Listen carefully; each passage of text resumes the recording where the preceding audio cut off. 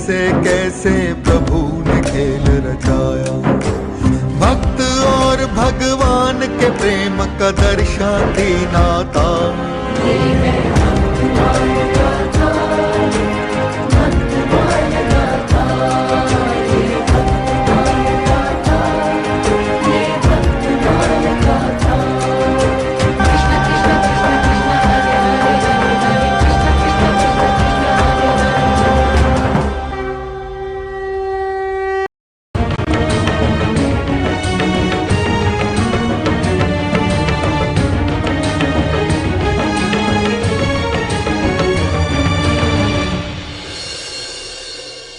यदि राम बोला कि सच्चाई मैंने समस्त ग्रामवासियों को बता दी तो सभी लोग इससे विमुख होकर इसका परित्याग कर देंगे। किंतु वो बालक भी तो अशुभ प्रतीत होता है। जन्म के समय उसके मुख में 32 दंत थे। पैदा होते ही अपनी जननी का काल बन गया। वो पालन करता माता को भी खा गया। न जाने भविष्य में और कितने लोगों को ये मृत्यु का ग्रास बनाएगा। नहीं, मैं अपने ग्रामवासियों का अहित बिल्कुल नहीं होने दूंगा। अपने ग्रामवासियों की भलाई के लिए उसे बाहर जाना ही होगा। उसका कोमल मुख देखकर मेरा हृदय बिल्कुल नहीं पिघलेगा। उसे मुझे बाहर भेजना ही होगा। कैसे भी करके मुझे उसका बहिष्कार करवाना ही होगा।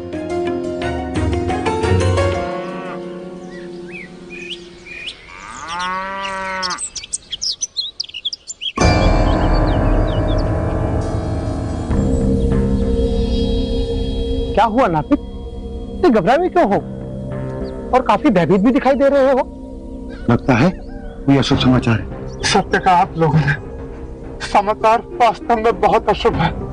क्या बालक की माता के साथ कुछ अनहोनी घटित हो गई है? अनहोनी तो उसी दिन घटित हो गई थी जिस दिन इस बालक ने जन्म लिया था। जो भी समाचार है हमें विस्तार से बताओ। समाचार ये है कि पंडित आत्माराम जी ने अपने पुत्र को अपनाने से मना कर दिया। ऐसा कैसे हो सकता है? एक पिता अपने पुत्र से मुंह कैसे मोड़ सकता है? वो वास्तव में अशुभ समाचार है। अशुभ तो वो कारण है जिसकी वजह से उन्होंने अपने पुत्र को अपनाने से मना किया। कैसा कारण? एक पिता का हृदय इतना निष्ठुर कभी नहीं हो सकता। किंतु नापित की संपूर्ण बात तो सुन लो काशी। यदि पंडित आत्माराम ने ऐसा ठोस निर्णय लिया है तो अवश्य ही इसके पीछे कोई विशेष कारण रहा होगा। उनका कहना है कि वो एक सामान्य बालक नहीं है बल्कि एक मायावी है।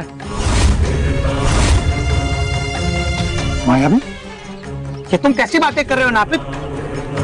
कहीं तुम रामबोला के पिता के स्थान पर किसी और घर तो नहीं पहुंच गए? स्वयं चुनिया ने हमें बताया था कि बालक की माता ने उसके हाथों में बालक को सौंपा था। हाँ, अब तो हमें तुम्हारी बातों पर ही संदेह होने लगा है नापित। संदेह तो मुझे भी हुआ था जब तक सत्य पता नहीं था, लेकिन जब उन्होंने सत्य बताया तो मैं भयभीत होने लग गया। जिस बालक के सुंदर सुंदर मुख पे हम लोग मोहित हो रहे थे वो मात्र एक छलावा है। क्या? हाँ, उन्होंने बताया कि जन्म के समय इस बालक के मुख में 32 दंत थे। जन्म के समय इस बालक के माता की मृत्यु हो गई।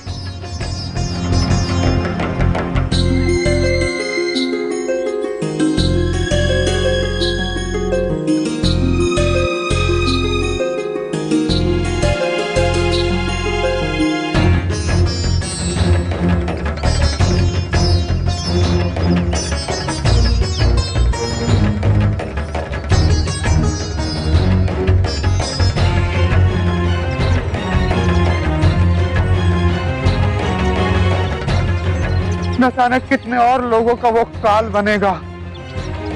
उसके पिता ने उसका त्याग इसलिए कर दिया क्योंकि वो अपनी पालनकर्ता माता का हंता है। तो क्या हम इतने दिनों तक एक मायावी बालक के साथ गांव में रह रहे थे? कदाचित इसीलिए उसकी माता और चुनिया की मृत्यु हो गई।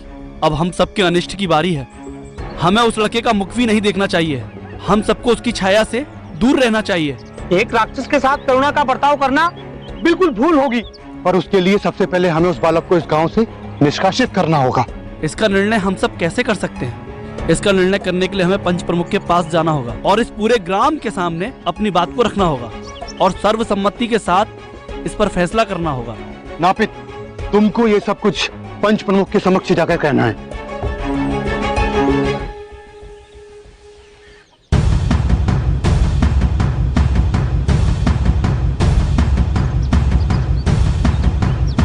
सुनो सुनो सुनो, सभी ग्रामवासियों को सूचित किया जाता है कि कल द्वितीय पहर के उपरांत पंच प्रमुख के समक्ष उपस्थित रहेंगे। बालक रामबोला के संदर्भ में कुछ महत्वपूर्ण निर्णय लेना है।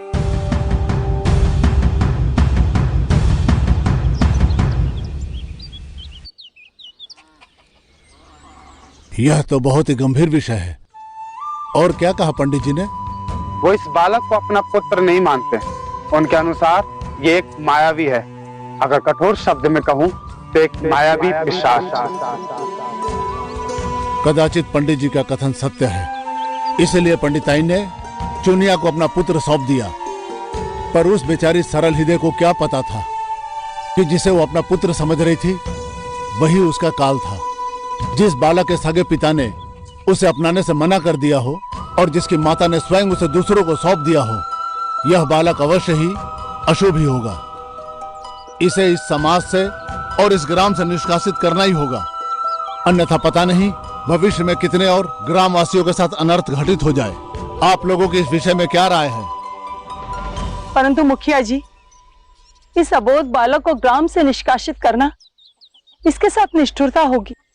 श्यामा जी, आप इस बालक के भोले भाले मुख पर मत जाइए। ये सब मात्र एक छलावा है, छलावा। इस बालक के प्रति जो भी आत्माराम जी के विचार थे वो स्वयं मैंने अपने कानों से सुने हैं। उनके मुख पे जो इसके प्रति कठोरता थी वो देखी है मैंने।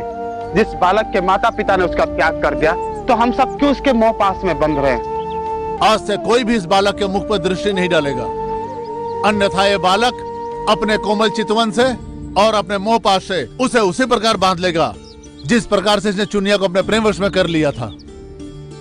हमें अपने मन को कठोर करना ही होगा और इस बालक का बहिष्कार और निष्कासन करना ही होगा।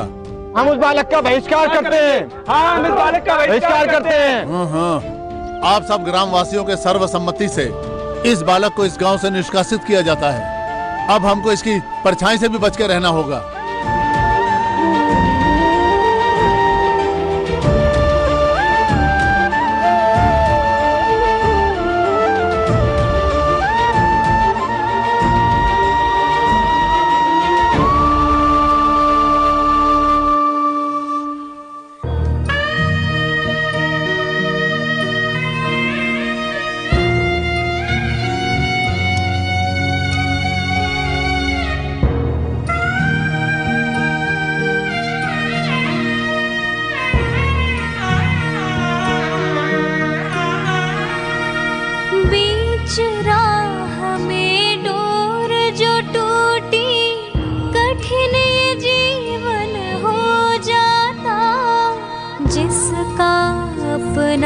चला जाए वो जगह कोई ना भर पाता। विधना ने जो लेख लिखा वो नहीं कभी भी मिट पाता।